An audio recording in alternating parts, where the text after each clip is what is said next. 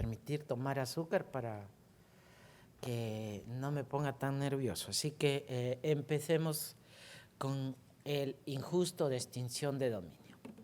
Para hablar del injusto de extinción de dominio, es necesario, en primer orden, que nosotros comprendamos el artículo primero del título preliminar y junto con él un poco de la lógica jurídica.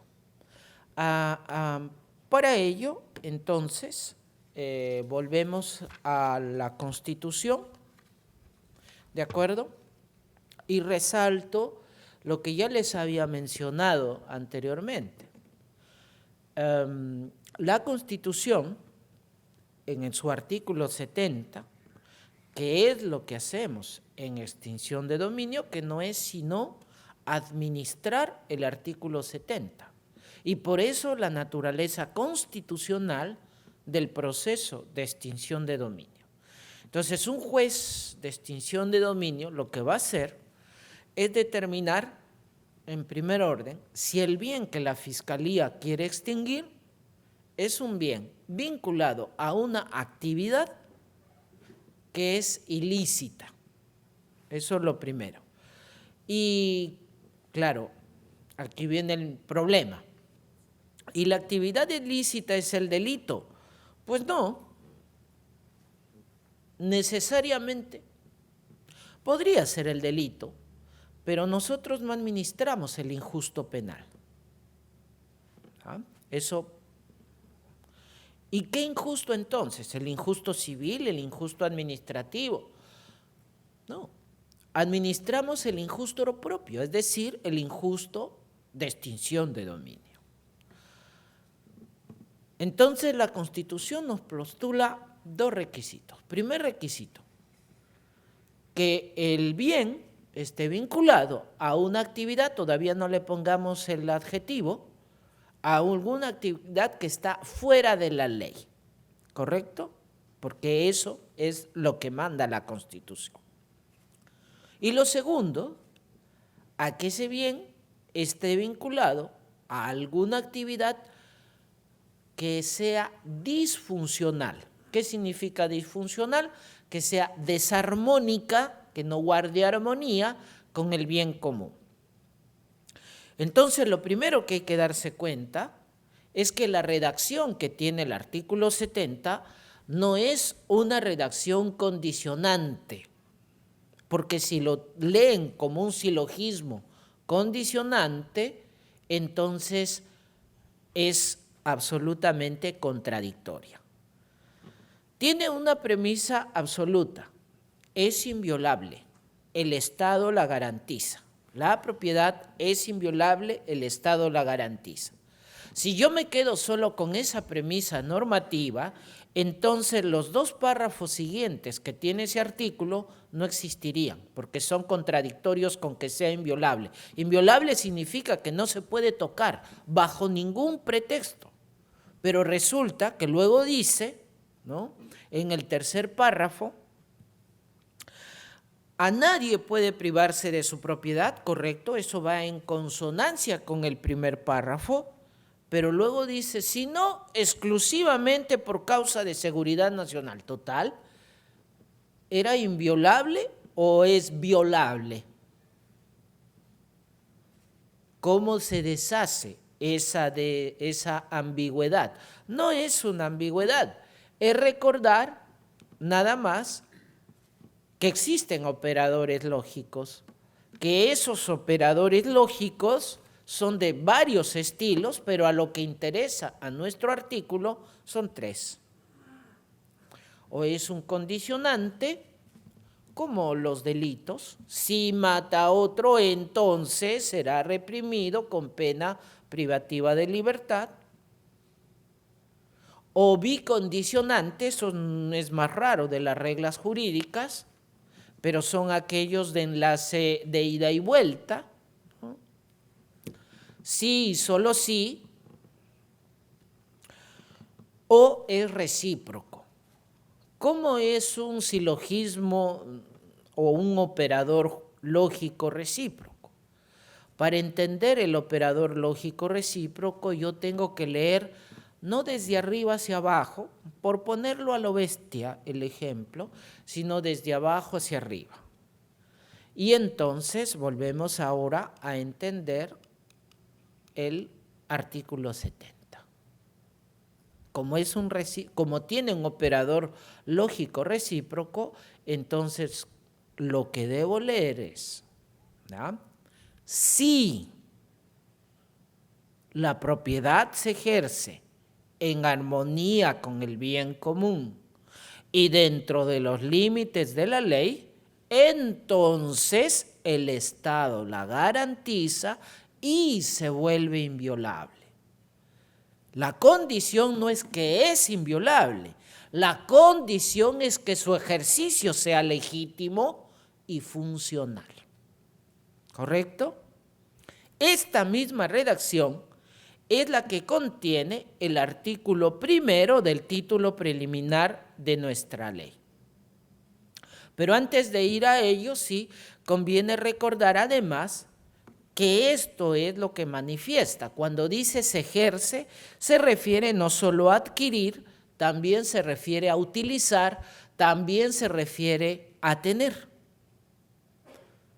Y por eso el constituyente no eligió el verbo adquirir. Si fuera adquirir, entonces la instrumentalización no existiría, el enriquecimiento patrimonial no justificado no existiría, ¿no? Pero como el verbo es ejercer, entonces por eso también se incluyen cualquier otro derecho real, poseer, disfrutar, reivindicar, en fin, todos los demás. Esto genera además una estructura, la estructura institucional de extinción de dominio, que es todo este gráfico sinóptico. El instituto de extinción de dominio es ante todo una acción que posee elementos y tiene circunstancias de realización. Esta acción es unitaria, por eso no tiene combinaciones. En extinción de dominio no se puede tener pretensiones adicionales. Por ejemplo, yo solicito que si no se me extingue, se me declare propietario del terreno. No se puede. Nosotros no somos competentes para declarar que alguien es propietario. Únicamente somos competentes para extinguir un dominio y adjudicarlo como consecuencia al titular in totum dominum, es decir, si el dominio no es de un particular, ergo el dominio es del Estado, por eso se adjudica al Estado, es una consecuencia. Y para esto es necesario que recordemos, no sé si todos han estudiado lo mismo cuando estaban en la universidad, pero espero que sí, que les hayan hecho estudiar, que existen dos formas de propiedad: la propiedad privada liberal y la propiedad privada social. ¿Eso de qué depende? De la Constitución. Una propiedad privada liberal es aquella que yo obtengo y nadie de ninguna manera puede interferirla, ni siquiera el Estado, por eso se llama liberal. Pero si la Constitución establece condiciones de ejercicio, como se ejerce dentro de la ley y en armonía con el bien común, ya no es liberal, es social, porque pone condiciones de socialización para que se dé. ¿Y por qué esto?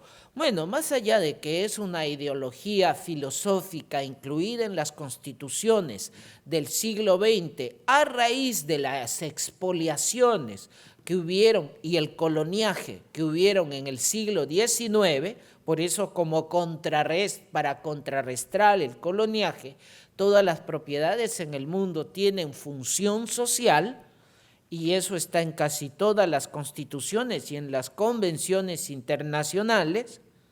La razón por la que debe tener o por la que tiene función social una propiedad es porque no puede existir una propiedad en ninguna forma solo para mí. y que yo solamente la disfrute. Vamos a suponer algo que sea, yo siempre les pongo el ejemplo del celular, pero vamos a suponer. Este celular solo lo uso yo. ¿Ya? Digamos que no es cierto, porque en realidad aquí en la mañana debía decir algo más, pero como no lo dije, pero como está escuchándome, ahora lo puedo decir, ¿no? En realidad a quien me olvidé agradecer es a mi esposa, ¿no? Porque, claro, a la que más ha sufrido con, ¿no? Con el asunto de sacrificar tanto tiempo en extinción de dominio y en otros menesteres que me competen, ha sido ella. Y como me ha amenazado que va a extinguir nuestro matrimonio, como yo no cumpla más de darle el tiempo que ella merece, pues entonces bajo esa condición de circunstancias, bueno, permítanme decirle que, bueno, todo lo que yo soy y todo lo que yo tengo a última fecha, yo siempre decía, se lo debo a mi madre, pues no solo a ella, se lo debo también a mi esposa. Sabes que te amo, amor, así que no te enojes demasiado. Volviendo a la función social es eso, o sea, nosotros no nos relacionamos en sociedad con propiedades solo autonómicamente, las hacemos con los demás. Este celular yo lo he tenido que adquirir de alguna manera. De hecho, yo no lo he adquirido, lo ha adquirido el Poder Judicial y me lo ha asignado a mí como tenedor del celular. Y, por lo tanto, allá hay una relación binaria, de relación. Y así es, ustedes no van a encontrar una sola propiedad que haya aparecido de la nada y que la tengan ustedes. No, siempre ha habido una relación. Yo lo he tenido que adquirir de alguien y cuando yo me tenga que deshacer de esa propiedad también se lo daré a alguien. Incluso aquello que solo tenemos prestado, como el celular. Cuando a mí se me acabe ser juez, y creo que me dan un lapso de 6 meses y paremos de contar, yo tendré que devolverlo, volverá la relación y así sucesivamente. Por eso es social. Pero además es social porque toda propiedad tiene que ser pacífica, pública y libre. Yo no puedo utilizar mi casa para armar una escuela de terrorismo y tampoco para hacer un laboratorio de drogas, ni mucho. ¿Por qué? Porque eso es no pacífico. Yo no puedo utilizar mi inmueble para hacer un escondrijo de bienes ilícitos, porque eso es no público. Ni tampoco puedo utilizarla para urdir o elucubrar planes de criminalidad, porque eso es no público. Y tampoco puedo utilizar mi inmueble para tener a personas privadas de libertad, sea porque las esclavice, trata de personas, o sea porque yo estoy pretendiendo otra cosa, por ejemplo el secuestro, la extorsión, en fin, fíjense ustedes, y por eso es social. Y eso supone la armonización con el bien social. Entre los elementos que posee el Instituto de Extinción de Dominio está el injusto. Iremos a ello luego y luego están las circunstancias que lo realizan, entre las que aparecen los presupuestos de extinción de dominio, el nexo y el vínculo que debe tener estos presupuestos con la actividad ilícita, pero además están las salvaguardias. Vamos a ir por ello enseguida. Mi amigo, el señor juez de Guatemala, notario juez de Guatemala, Marco Villeda, fue quien me aproximó a una definición del injusto de extinción de dominio, ¿no? A diferencia del delito, que es la acción antijurídica, típica antijurídica, culpable, de reputación y consecuencia punitiva, el injusto de extinción de dominio es una acción, pero de una tipicidad del injusto propia, como elemento normativo, ahora iremos a ello, contrajurídica porque está fuera de la ley y disfuncional porque es desarmónica al bien común, según nuestra Constitución, si quieren, según cualquier otra Constitución, es contradictoria a la función social que debe tener la propiedad. Existen otros injustos, no somos los únicos. Quizá lo único que nos une a los demás injustos, penales, civiles, administrativos, sea que todas son acciones humanas. Aquí no hay hechos jurídicos, solamente acciones humanas. O sea, provienen de la voluntad de una persona, pero esa es la gran diferencia entre la mirada volitiva del injusto de extinción de dominio, de la mirada volitiva del injusto penal, del injusto civil y del injusto administrativo. Vamos a ello. Primero, ¿qué subjetividad se mide en lo penal? El dolo y la culpa. ¿Qué subjetividad se mide en lo civil? El no dañar. ¿Qué subjetividad se mide en lo administrativo? El quiebre de la función para la que está destinado. Pero ¿qué es lo que medimos subjetivamente en extinción de dominio? La debida diligencia, la buena fe, exenta de culpa. Entonces nosotros no tenemos que mirar si esto se hizo alevosa, premeditada o maliciosamente. No nos corresponde. Nos corresponde evaluar si eso fue diligente dentro de lo que la doctrina llama el error communis, si estoy hablando de una persona natural. Es decir, si la persona actuó, y eso está en el artículo 66 del reglamento, si la persona actuó poniendo la diligencia posible dentro de lo que le compete, y aún así incurrió en error, tiene buena fe, exenta de culpa. Pero sí, claro, como decía don Nilsson, no se trata de ser tontos ni de ser torpes, no se trata de aquí de decir, porque no. Un poco comentábamos el tema de los alquileres, que Juan está muy bien difundiendo en redes y en medios de comunicación. ¿Qué es lo que te interesa en un alquiler? Recibir la plata. ¿Eso es ser diligente? O sea, ¿me quieres decir a mí, a ver, para entenderte, que tú te has matado la vida, has sudado, no sé, ¿no? Y para comprarte tu carrito, tu vehículo, y te ha costado esfuerzo, años de trabajo, no sé, todo tu esfuerzo para comprarte tu carrito. Y luego tú al primero que pasa por la calle se lo das y solo porque te va a pagar. O sea, todo lo que te sacrificaste no vale nada para ti. No te entiendo, yo no actuaría así. ¿O a poco hacen eso ustedes? Me imagino que no, ¿o sí? Todo lo que les cuesta de esfuerzo a la primera van y lo regalan. ¿A poco no preguntan siquiera, oye, ¿cómo te llamas? ¿No? Un poco en ello. Las circunstancias del injusto, pero solamente tomé lo penal, me faltan los otros. Igual con lo civil, ¿no? Con lo civil. ¿Qué es lo que se mide en lo civil? Simplemente que no le hagas daño al otro.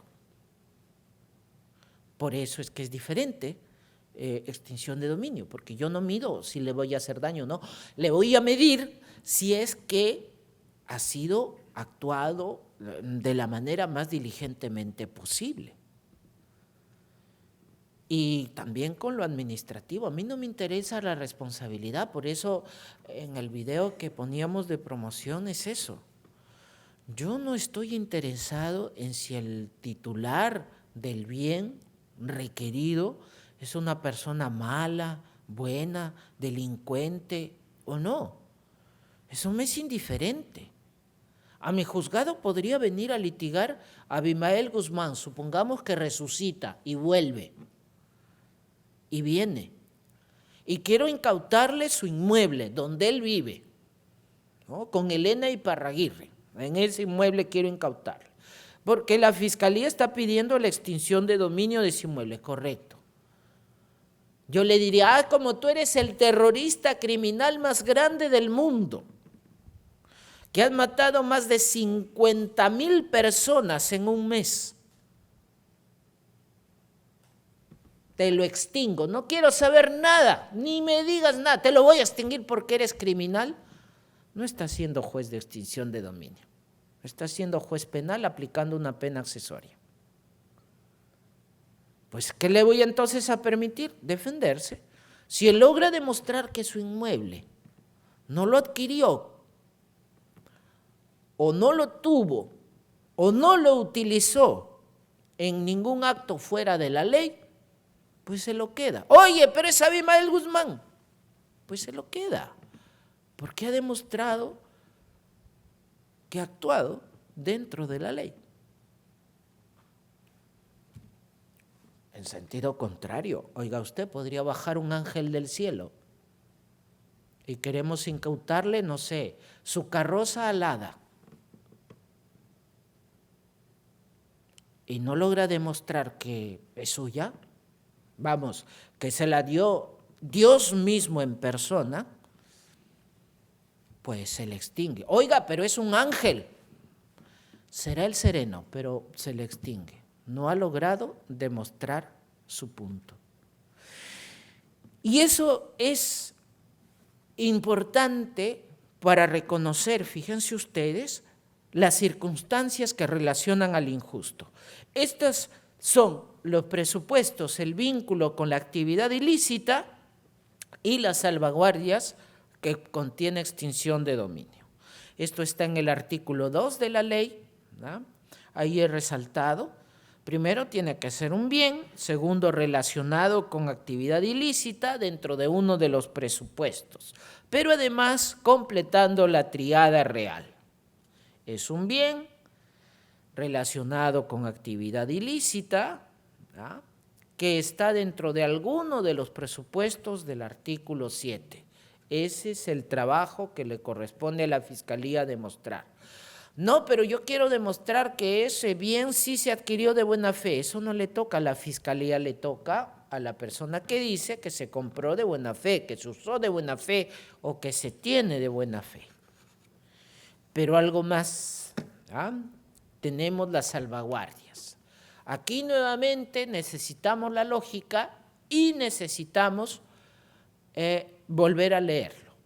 Igual, el artículo 1, primero, si lo entendemos como un condicional, como un operador lógico condicional, no vamos a avanzar mucho, porque igual empezamos a leerlo desde arriba, ¿no? El presente se aplica sobre todo a bien patrimonial, etcétera, cuando este tiene también un operador lógico recíproco, por lo tanto nos obliga a leerlo desde abajo. Es una manera fácil de entender, pero si quieren la manera un poco más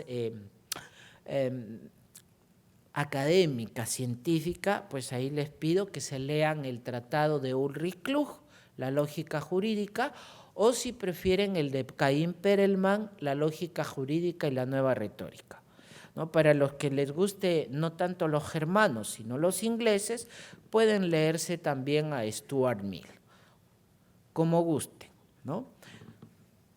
Y si no, seguir mi explicación está a lo bestia, ¿no? Se lee desde abajo. ¿Cuáles son las salvaguardias? Son cualquiera de estas dos. O ese bien que extingo está vinculado a criminalidad organizada, primera salvaguardia, o segunda salvaguardia, ese bien que quiero extinguir debe tener capacidad para generar dinero, bienes, efectos o ganancias de origen ilícito, o ser entitativamente ilícito en sí mismo. Lo ilícito en sí mismo, perdonen que aquí me aleje de la doctrina procesal penal peruana, no es aquello que por naturaleza es ilícito, y se ponen de ejemplos. La droga es entitativamente ilícita. Un arma es entitativamente ilícita, les voy a demostrar que no. Eso no es cierto. Les pongo un ejemplo. Si un policía utiliza su arma para poder defender la vida humana, ¿esa arma es entitativamente ilícita? Entonces ese policía que hace legítima defensa de bien ajeno tendría que ir preso. Es que no es entitativamente ilícita, las cosas en realidad no son ni buenas ni malas. Un vehículo puede ser igualmente utilizado como un arma, como puede ser utilizado como un medio de transporte para que te lleve a un lugar. Depende de la persona, no es la cosa. ¿Y la droga es entitativamente ilícita? No. Fíjense, mi gaseosa contiene droga y se vende. Pero es una droga que ha sido desintoxicada, o sea, le han restado la potencialidad, ¿no?, en el caso de este bien, para poder ser de esa forma.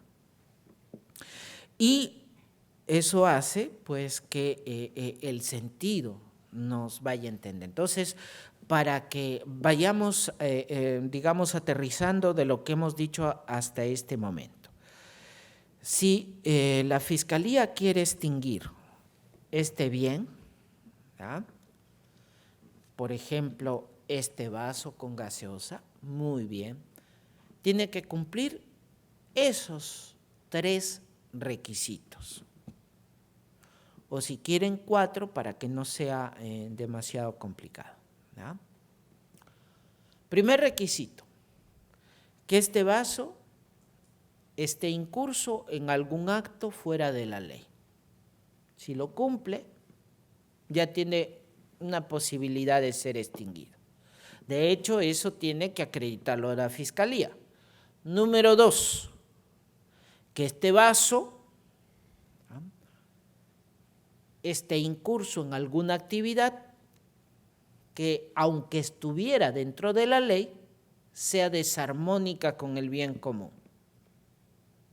Si quieren ser mucho más garantistas, no tengo inconveniente. Pero tiene que estar fuera de la ley y además desarmónica del bien común. No tengo un problema. De hecho, los injustos, ilegales, todos son desarmónicos con el bien común, así que no hay pierde. Pero no basta eso. ¿Eso es suficiente, por ejemplo, para poder extinguir ese vaso? No. Todavía necesita los 2 salvaguardias diferentes. La tercera, este vaso fuera de la ley y desarmónico con el bien común tiene que generar ganancias, efectos, dinero, productos ilícitos. Y por último, tiene que poseer un valor intrínseco para el Estado peruano.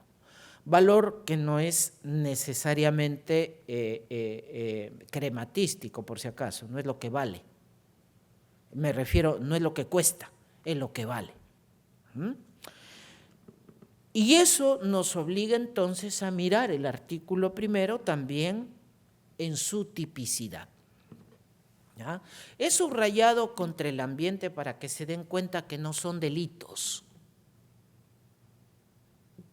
Si lo leen como delitos están medio perdidos. No del todo perdidos, pero sí medio perdidos. ¿Ya? Porque si ustedes me encuentran en el Código Penal los delitos contra el medio ambiente, entonces les doy la razón. Pero el Código Penal no tiene ningún delito contra el medio ambiente. ¿Ah? El Código Penal lo que tiene son delitos contra los recursos naturales, que es distinto. Podría echarles aquí, pero claro, ya es desperdiciar más su tiempo de explicarles la diferencia entre el recurso natural y el medio ambiente, pero no es lo mismo, por si acaso. Solamente para ponerles una muestra. Es verdad que el legislador ha utilizado una, digamos, metáfora, por decirlo así, que es lo mismo que pasó con la ley del lavado de activos y el artículo 10, que no está haciendo una relación de delitos. ¿ya? Lo que está haciendo es tipicidad normativa. El juez tiene que llenar de contenido cada uno de estos injustos y conste que es un número apertus y otras con capacidad de. Entonces, ¿qué es un elemento normativo? Es una fórmula legal que contiene una situación de hecho o un supuesto que permite obtener una consecuencia jurídica. Por costumbre, consideramos tipo cuando el legislador propone un elemento descriptivo, pero no necesariamente. Fíjense ustedes, acá tenemos un gran problema. Ya, olvidémonos del medio ambiente, tomemos el primero de todos, contra la administración pública. Ahí tienen todo un debate en el proceso penal. En la Corte Suprema no terminamos ese debate. ¿Cuál es ese debate? ¿Cuáles son los delitos contra la administración pública? ¿Los que causan perjuicio económico o los disfuncionales? Me explico mejor. Resistencia y desobediencia a la autoridad. ¿Es un delito contra la administración pública? Algunos consideran que no, que es un delito particular, que los únicos delitos contra la administración pública son aquellos que puede cometer un funcionario público y desobediencia, resistencia a la autoridad puede cometerlo cualquiera. Claro, también un funcionario público, pero no necesariamente un funcionario público. Luego está la técnica. Los delitos contra la administración pública todos deben pasar por la técnica de infracción del deber, no de dominio del hecho. Y entonces cada vez se va haciendo un problema más serio. Y el legislador ni siquiera ha dicho peculado, concusión, colusión, exanción ilegal, etcétera. Ha puesto contra la administración pública.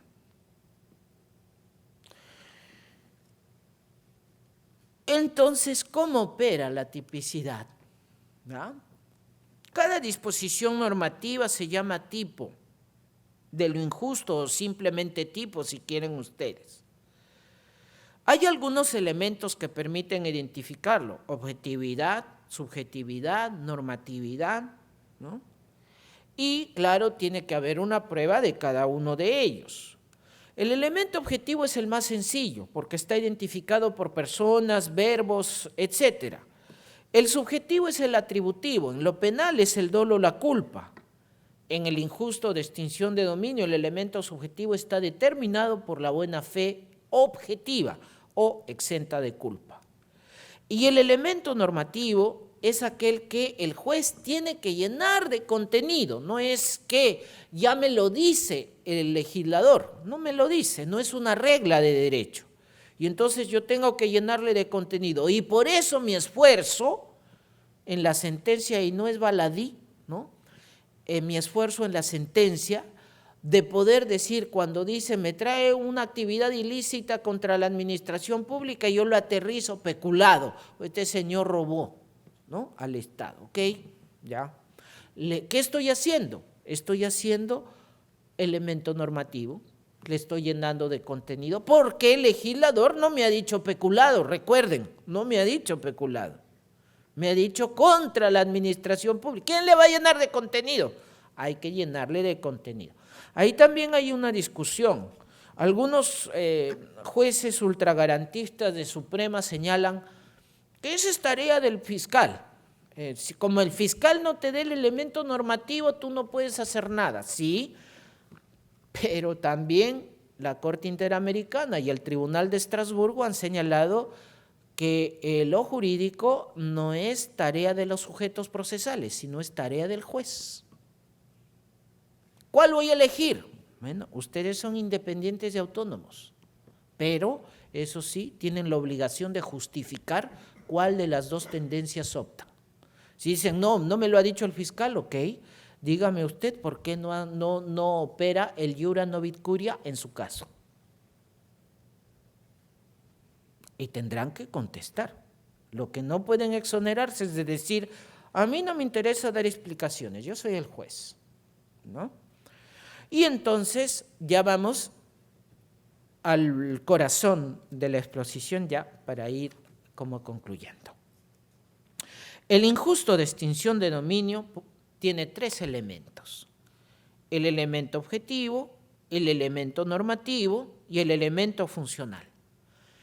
Y por cierto, ¿ya?, el injusto no se forma de una sola legislación, la formamos de dos. Fíjense ustedes lo bonito de esto: de la Constitución, que nos manda todo, y de la ley. La ley, en este caso, es un bloque de constitucionalidad, por eso su naturaleza constitucional en este proceso. ¿Ah? El elemento objetivo y el elemento funcional salen de la Constitución. Artículo 70. Es una acción, se ejerce dentro de los límites de la ley. Por eso el injusto es una acción contrajurídica, porque está fuera de los límites de la ley. Todo aquello que esté fuera de la ley es susceptible de extinción de dominio siempre que se cumplan los otros requisitos. El tercer requisito, el funcional, también viene de la Constitución, en armonía con el bien común. Por eso se llama funcional. Entonces, si es injusto, será disfuncional. Y tenemos tres conceptos jurídicos indeterminados que lo representan. La diligencia debida, ya Sarita le explicó el día de ayer, diligencia debida, pero nada más le recuerdo la definición que nos dio, ¿no? Una diligencia debida es aquella que la persona que se relaciona con otra para un incremento de su patrimonio o para una transferencia de su patrimonio, toma todas las precauciones posibles dentro de su mundo a efectos que el contrato, negocio, comercio o acto que realice logre su finalidad social de propiedad. Es eso, nada más. No es solamente llenar mi bolsillo, sino cumpla la función. Es decir, si yo tengo mi carrito, es un Yaris. Los que me conocen saben que es como mi juguete. Lo compré el 2007, mi Yaris, y ya. Muchos me lo han querido comprar, yo no lo he querido vender, pero si lo tuviera que vender, no se lo vendería al primero que pase por la esquina y yo no lo conozca, porque yo quisiera que lo siga cuidando como yo lo cuido. ¿Por qué? Porque me ha costado mi esfuerzo. De hecho, lo compré como el primer sueldo que recibí como profesor. Entonces, vale para mí, no tanto el dinero, vale también un sentido. Y yo creo que cada cosa que nos cuesta en la vida es eso. O sea, solamente al que le cae del cielo las cosas o aquel que las lleva ilícitamente, pues no le interesará, pero a los que nos cuesta sí nos interesa. Y eso es el bien común. Y hacerlo de buena fe, ¿no? Hacerlo de buena fe, que yo no tengo ninguna cosa oculta en mi negocio. Y por lo tanto, si alguien quiere alquilar mi casa, por ejemplo, y yo le digo, oye, ¿y de dónde sacas tú tu platita? Y él actúa de buena fe, me tendrá que decir, bueno, yo todos los días me levanto, deshojo las cocas, las pongo en una laguna de queroseno, luego las amaso, después las vuelvo talco y después las exporto al mundo. Eso es lo que hago. Y el producto de esa venta es de lo que te voy a pagar. Entonces yo le diré, muy bien, quiero ser tu socio, ¿no? Pues no es así, porque, y si me dicen, mira, ¿de dónde saco mi plata? ¿A eso no te interesa? Bueno, yo será ese el momento en donde le diga, muy bien, señor, búsquese otro vehículo, otra persona con la que comerciar, porque conmigo no va eso. Usted me dice de dónde la saca, yo le seguiremos hablando. Y Y esto va increciendo, porque si esos negocios no es de una persona natural con limitaciones que solo puede buscar en las noticias, que puede buscar en las redes abiertas, de dónde viene, como mucho pedir los antecedentes judiciales, si no se trata de una empresa, entonces el rigor de búsqueda, de verificación es mucho mayor, y más si es un banco será mucho mayor, y etcétera, ¿no? Y luego el último de los elementos, que es el elemento normativo. El elemento normativo, fíjense ustedes, ahí les he puesto un ejemplo, tiene que ver con varias cosas de construcción del injusto, tiene que ver con legalidad, por ejemplo, ¿no? Escaso comercio de droga, es el ejemplo que don Nilsson ponía en su exposición. ¿Qué pasa si yo no encuentro ni un solo gramo de droga en la casa? Nuestro tipo penal señala que si no hay cuando menos 2 gramos de marihuana, perdón, 5 gramos de marihuana, ahí no hay delito. ¿Pero hay injusto? Esa es la pregunta. ¿Hay injusto de extinción de dominio? No habrá delito, pero yo no soy juez penal. Yo no lo voy a enviar a la cárcel. ¿Tener droga no es acaso algo fuera de la ley? ¿Y vender droga no es acaso desarmónico con el bien común? Porque daño familias, daño personas, daño a la sociedad. ¿No es acaso que así fuese 1 gramo eso genera ganancia? Entonces, ¿qué más quiero? No sé. Y por esa razón, fíjense ustedes, es diferente su interpretación porque es elemento normativo. Vamos a otra, la tipicidad. ¿Qué pasa si se trata, por ejemplo, de una actividad ilícita contra el medio ambiente? Ahí está la famosa pregunta. En el Código Penal yo no lo voy a encontrar. No, pero es tala de árboles es contra el medio ambiente. Ah, qué bonito. ¿Y de dónde ha sacado usted eso? Ah, ¿es porque es contra los recursos naturales? Sí. Ah, ¿y porque nos quita el oxígeno? Correcto. Lo que usted está haciendo, señor, es dándole contenido al elemento normativo. Estoy de acuerdo con usted.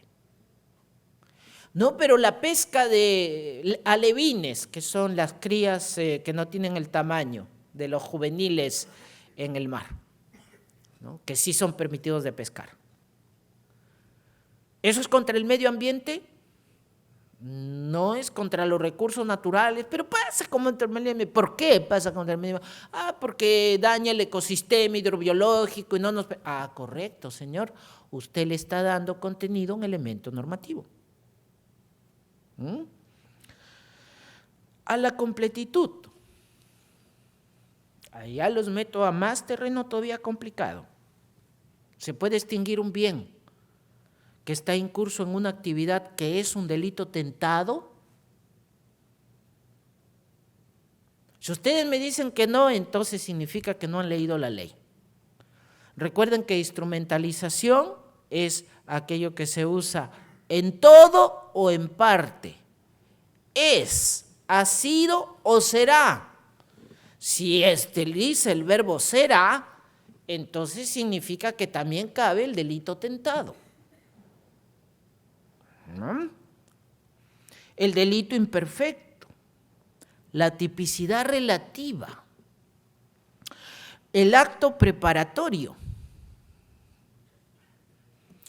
Y no me estoy saliendo de la esfera de lo penal por si acaso a algún congresista todavía le preocupe su 3577, ¿no? Por lo menos no lo haga hasta mañana, déjenos terminar el aniversario. O el delito extinguido, el delito prescrito.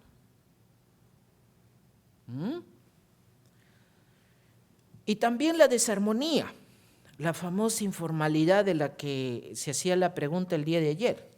No es que somos informales. Bueno, ya vamos ahí para terminar. La extinción de dominio también tiene salvaguardias. Estas salvaguardias son 5 por lo menos. Estas vuelven mucho más constitucional al proceso de extinción de dominio.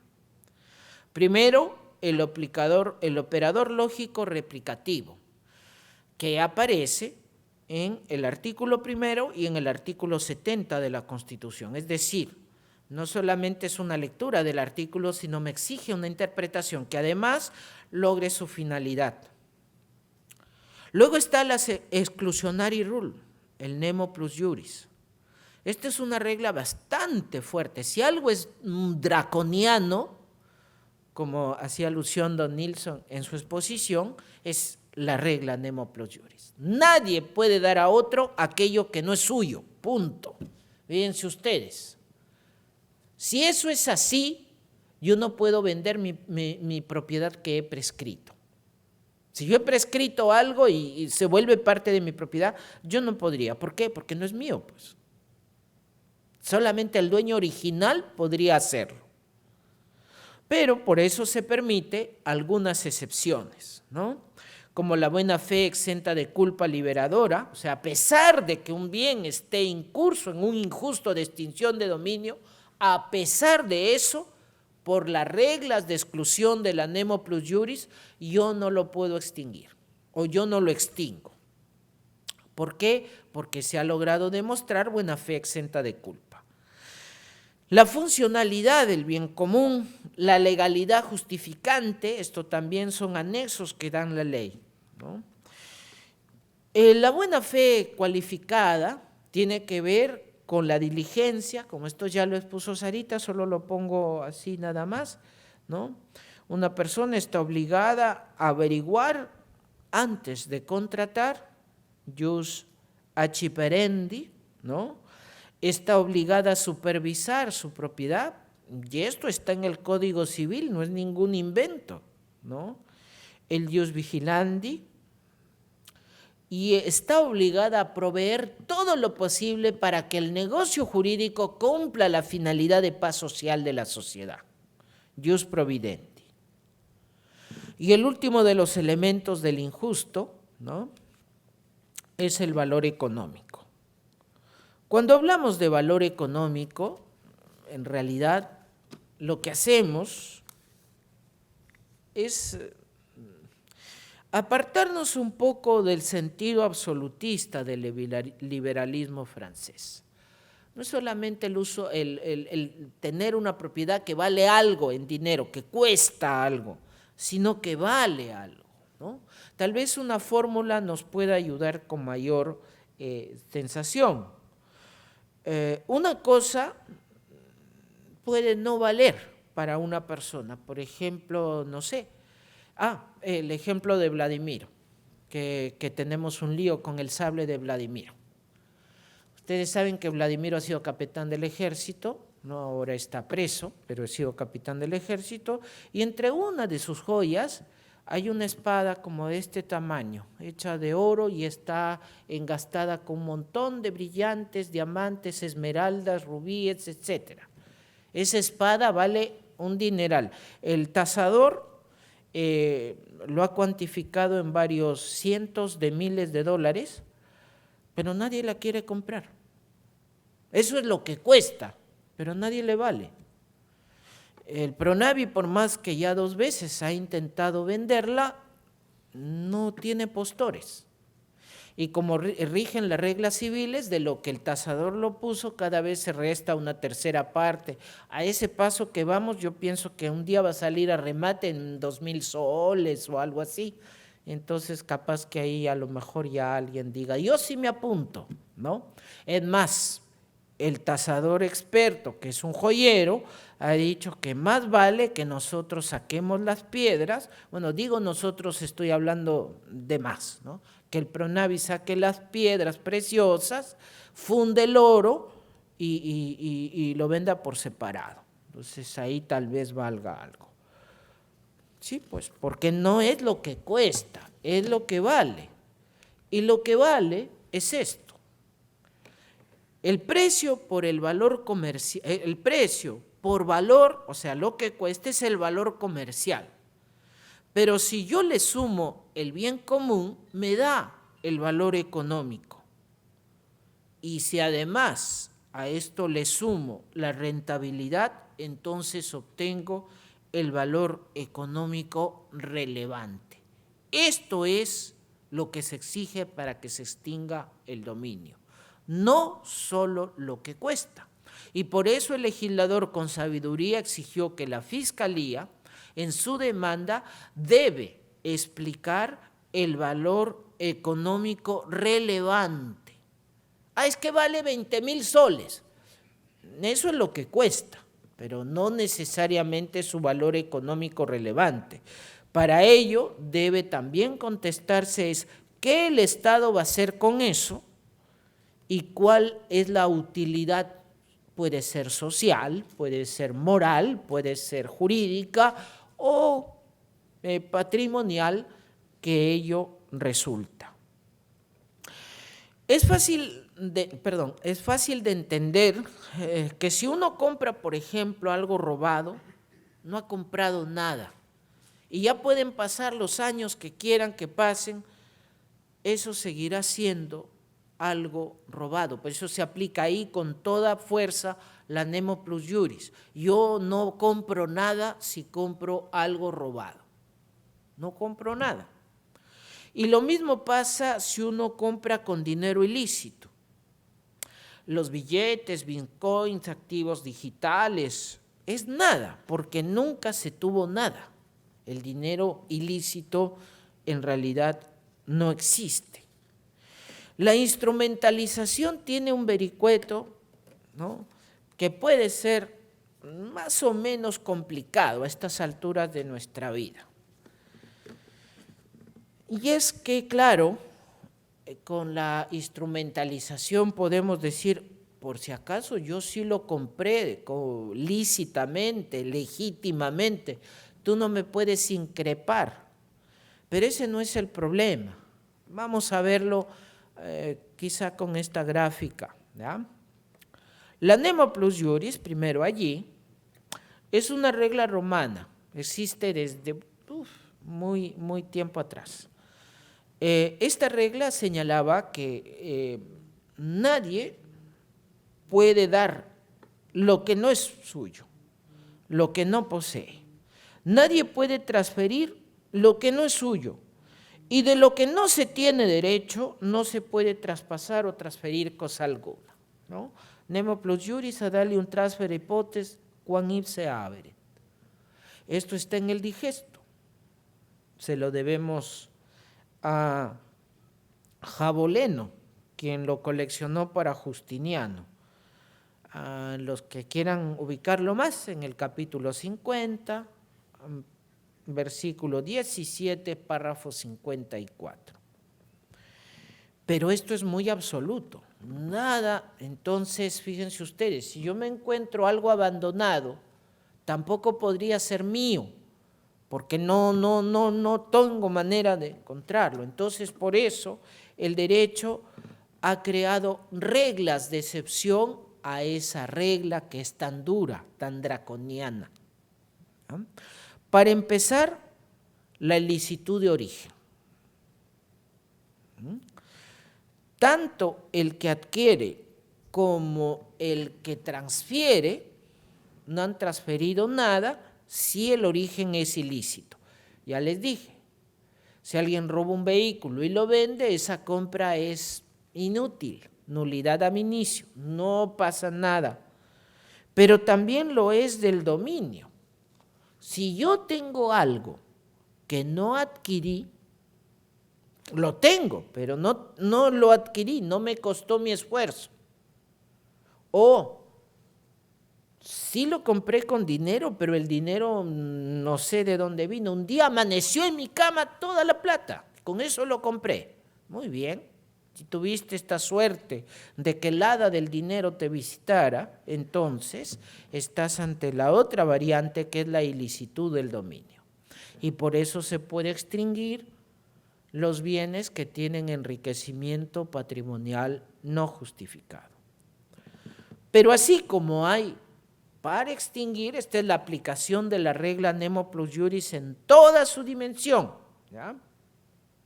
El origen y la tenencia.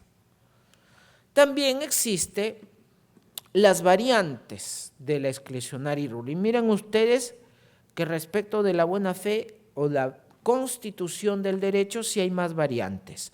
En cambio de la aniquilativa solamente tenemos dos. ¿Ah?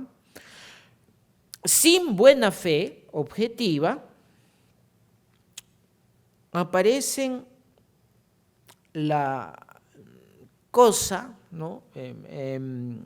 La ilegitimidad del dominio por uso ilícito.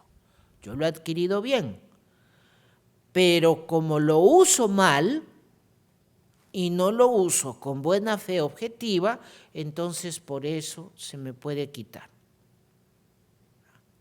Porque si no se aplicara con toda drasticidad la nemo plus juris, no se me podría quitar. Es mío, mío, mío y mío. Correcto, es tuyo, tuyo, tuyo y tuyo, pero porque lo usaste mal, hay una excepción a esa regla y eso se llama instrumentalización. Y la otra son los bienes equivalentes.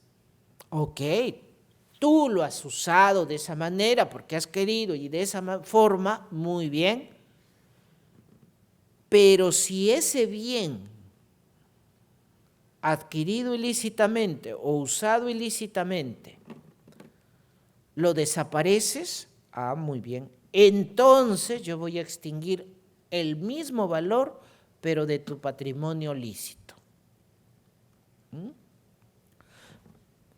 Pero fíjense ustedes, solamente tenemos dos supuestos de extinción.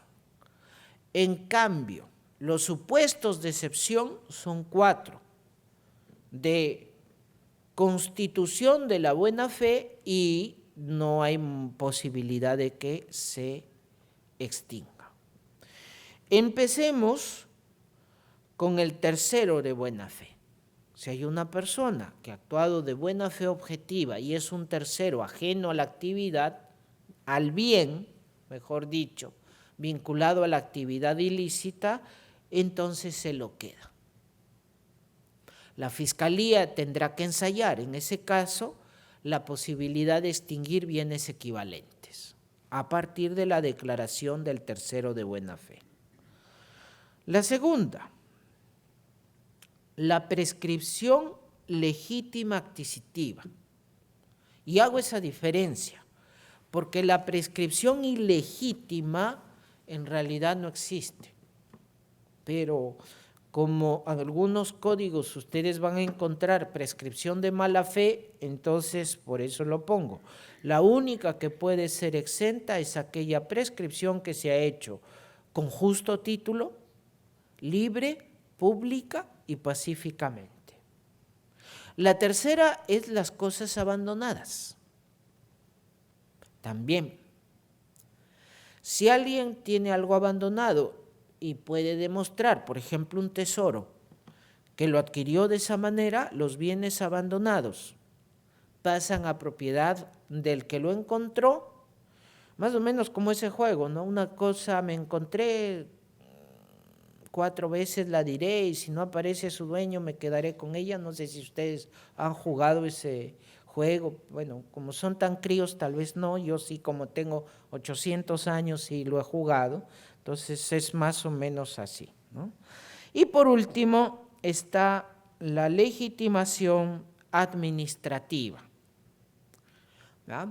Y aquí diferenciamos la informalidad de la ilegalidad. Un acto informal es aquel, por si acaso, que tiene una ley que permite que haga eso, pese a que con las condiciones de hacer de ese acto no son las que él está haciendo. ¿Ah? Por ejemplo, el comercio ambulatorio. Por ejemplo, la minería artesanal ahora, ¿no? Etcétera. Pero siempre que exista una ley que así lo declare, porque en realidad está atacando el primero de los elementos, que es no existe ninguna o no existe un acto fuera de la ley, porque si hay una ley que lo permite, entonces es un acto que se vuelve dentro de la ley. Y bueno, paremos de contar. En estas condiciones podemos señalar, como en la mañana les decía, ¿no? Si solo vemos allí un sombrero, pues es eso, un sombrero. Pero a veces hay que ver algo más, ¿no? Y eso es lo que hace Extinción de Dominio a veces. Es una boa que tiene la posibilidad de comerse un elefante, pero debe saber utilizar las cosas como son. Debe saber mirar no solamente en la superficie, sino aquello que resulta invisible, como decía Antoine. Y solo entonces podremos quizá haber comprendido en algo lo que supone este derecho. No me gustaría terminar sin agradecer su paciencia. Muchas gracias.